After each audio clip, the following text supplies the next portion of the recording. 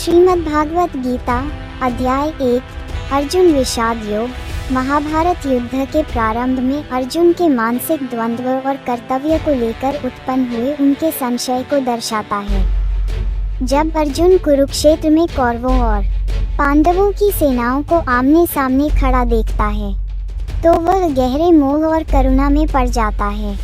वह अपने ही बंधु बांधवों, गुरुजनों और मित्रों के विरुद्ध युद्ध करने में असमर्थता महसूस करता है और अपने शस्त्र त्याग कर युद्ध से विमुख हो जाता है।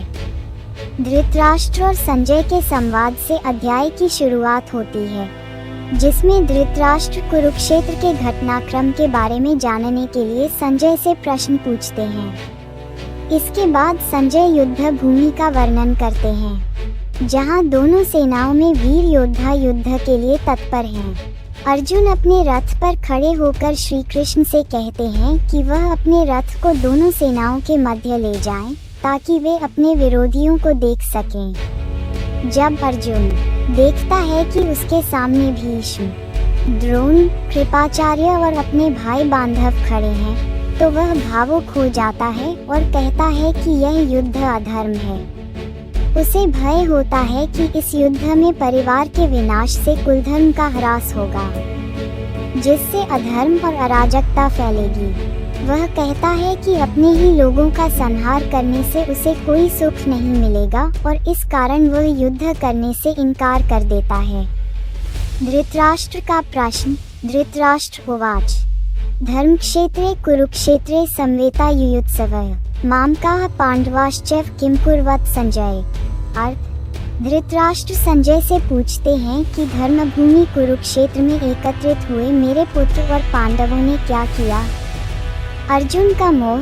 सीदन्ति मम गात्राणि मुख च परिशुष्यति वैपथुश्च शरीरे में रोमहर्षश्च जायते। अर्थ। अर्जुन कहते हैं, मेरे अंग कांप रहे हैं, मेरा मुख सूख रहा है और मेरे शरीर में कंपन हो रहा है।